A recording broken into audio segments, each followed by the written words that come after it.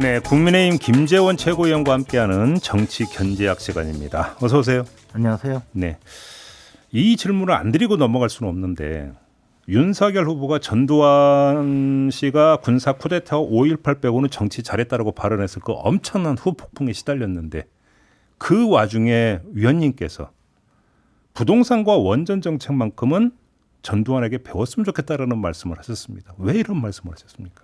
이제 우리 후보니까요. 우리 당의 후보는 누구든 이제 보호를 하는 것이 당 지도부의 일원으로서 뭐 당연한 역할인데, 네, 우리 전두환 전 대통령 치하에 고등학교와 대학 다닌 저 같은 경우 참 그 시절이 암울한 시기였다. 네. 그런 전제 아래 그래도 이제 부동산과 원전 대책은 워낙 문재인 대통령이 못하는 가장 큰 그런 분야니까 이 분야를 좀 이야기하면서 윤석열 후보 발언에 물타기를 좀 한 건데 뭐 효과도 아니, 별로 없이 위원님께서 본인 입으로 본인 발언에 대해서 물타기라고 성격 규정을 해주시면 됩니까?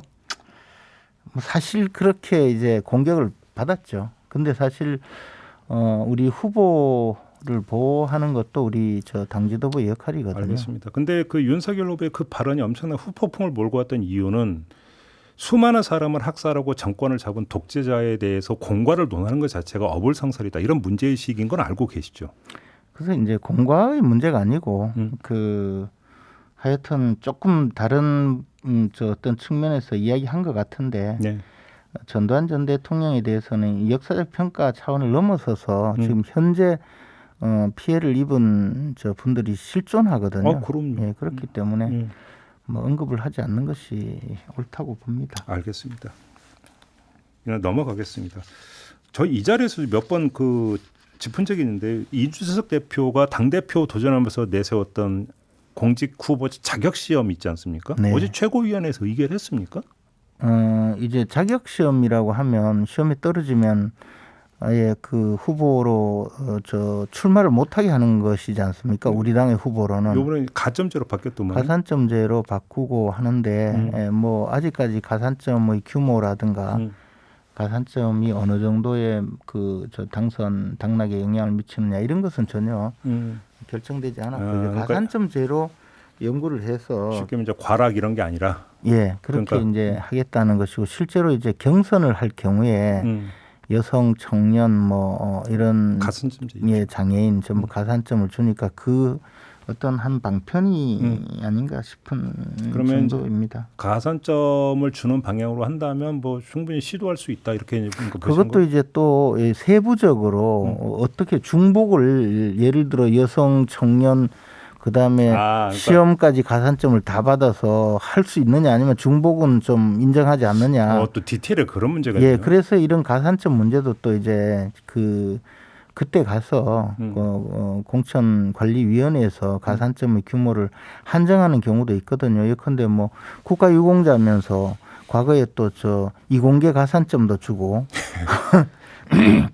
그렇게 해서 뭐 가산점이 본점수보다 훨씬 높아져 버리는 수도 있거든요. 그리고 그런 것은 이제 맡겨놓는 거죠. 그 문제까지는 아직 정리가 안 됐습니다. 전혀 이제 자격시험이 아니고 가산점 제도로 연구를 해서 하겠다는 그런. 근데 그러니까 저도 처음에는 이제 자격시험에서 이거 어떻게 하겠다는 거지 했는데 어제 나온 거 보니까 뭐 이제 정당법, 정치자금법, 지방자치법 어찌 본다면 그 지방선거 출마자에게는 반드시 숙지해야 되는 법률들이잖아요. 그리고 법률의 테두리에서 활동을 해야 되는 거니까 그럼 뭐 일부는 예.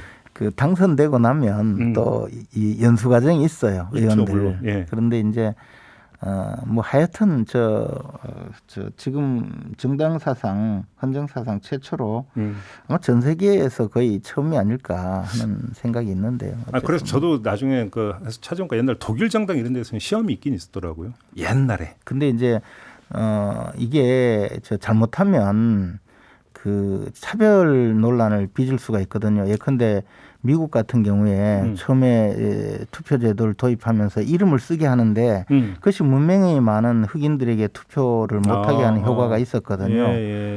그런데 이제 민주주의의 그 근본적인 취지와 또 맞느냐의 문제가 있을 수 있기 때문에 근데 이제 자격시험으로는 하지 않고 가산점제로 한다면 이제 지금부터는 설계를 잘 하는 것이 뭐 필요하죠. 그냥 뭐 이거 다 떠나서 위원님 가점제로 간다면 가기는 가는데 영 맞닥지는 않으시군요. 간단 정리. 저는 기본적으로 이제 선출직에게 시험 제도를 도입하는 것에 대해서는 그것이 민주주의의 근본적인 이념인 국민주권주의와 충돌할 수 있다는 생각이 있는데요. 또 현실적인 이야기를 워낙에 당내에서 말씀하시는 분들이 많으니까 제가 혼자 나서서 계속 그 최고위원회 분위기 그럼 위원님 말고 좀 부정적으로 이야기했던 다른 최고위원은 없었어요?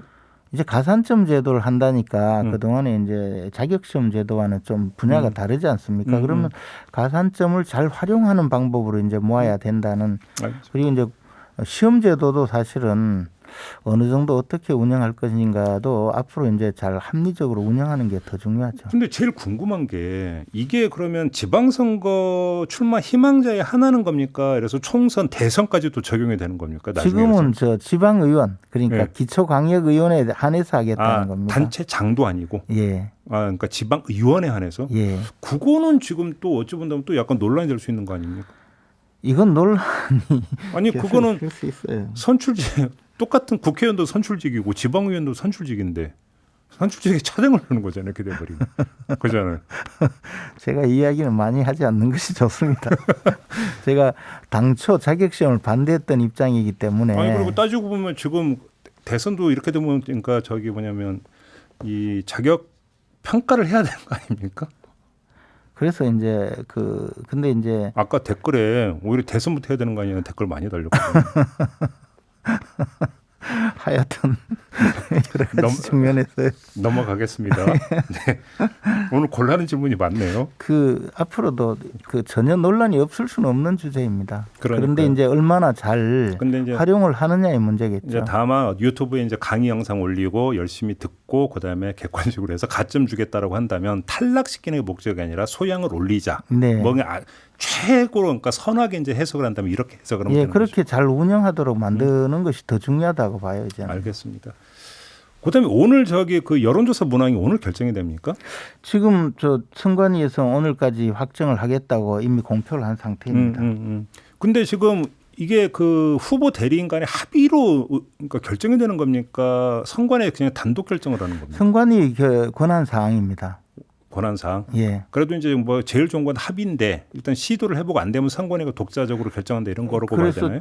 워낙 첨예하면 뭐 선관위에서 어떤 방법으로든 결론을 내야 이제 여론조사 회사도 선정하고 방식도 정확한 문항을 만들어서 할 수 있기 때문에 그리고 이제 산정하는 또 여론조사가 그 결과가 나오면 그걸 투표 수로 환산을 해야 되거든요.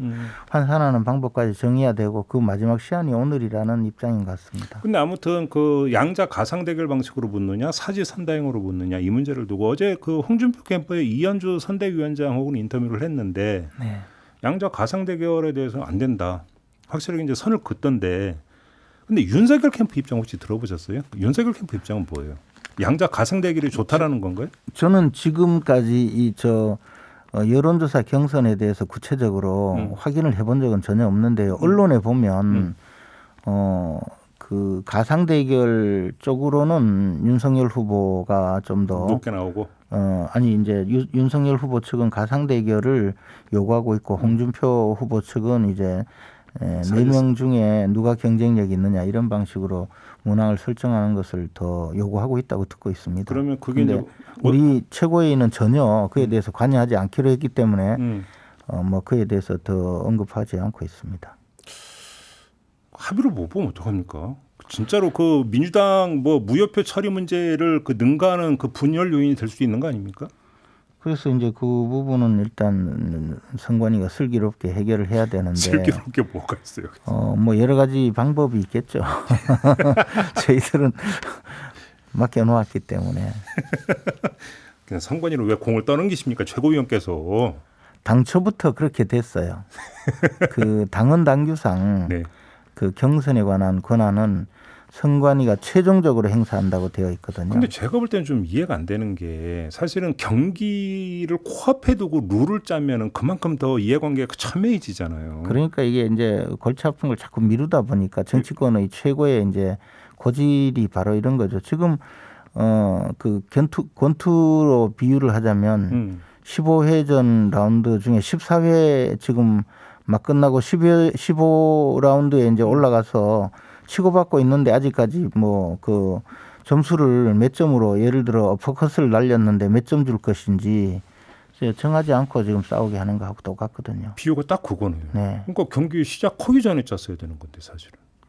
근데 이제 여론조사 자체가 방식에 따라 또 결과가 달리 나오는 것도 큰 문제입니다. 사실 민주당처럼 뭐 국민참여경선처럼 어차피 한 표 한 표라면 이 투표 수는 날아가지 않거든요. 근데 이제 여론조사라는 것은 문항이나 모든 것에서 차이가 있기 때문에 이것을 경선에 도입할 때부터 내포된 현실적인 문제라고 봅니다. 그리고 처음에 후보자들이 그냥 생각하던 것하고 이제 선거 캠페인이 시작되어서 한참쯤 가면 여론조사 방식에 따라서 결과가 나오잖아요. 그러니까. 그럼 이것을 뭐 어떤 방식으로 하면 한쪽 후보가 수만 표 진다 그런 정도 된다면 이게 쉽게 승복이 잘 안 되거든요. 사실 2007년도 당시 박근혜 후보하고 이명박 후보가 당내 경선을 치열하게 했는데 그때도 당원 투표에서 이긴 박근혜 후보가 여론조사에서 졌다고 해서 두고두고 그 당내 갈등이 되고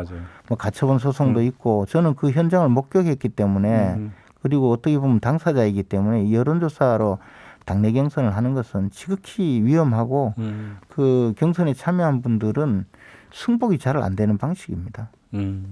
뭐 근데 어차피 뭐 지금 되돌릴 수는 없는 거고.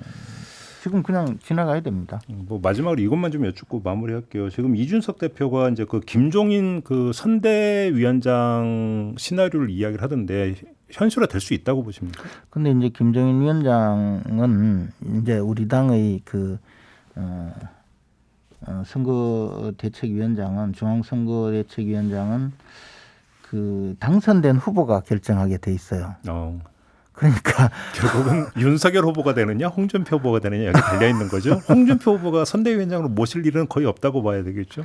또 뭐 전혀 또 다르게 지금 저 홍준표 후보께서 과거에 어떤 진영이 있었던 뭐 어떻게 했던 상관없이 다 받아들인다는 입장이기 때문에 어떻게 보실지는 몰라도 아무래도 근데 뭐 홍준표 후보가 그 해주세요 한다고 해서 또 김종인 위원장이 받을까요? 그래서 뭐 어쨌든 그것은 이제 대통령 후보가 결정하는 사안이기 때문에 이것을 지금 당에서 이래라 저래라 얼버하는 것은 그 현실성은 좀 없습니다. 알겠습니다. 오늘은 이렇게 마무리해야 될 것 같네요. 고맙습니다, 고맙습니다. 위원님. 네, 지금까지 국민의힘의 김재원 최고위원과 함께했습니다.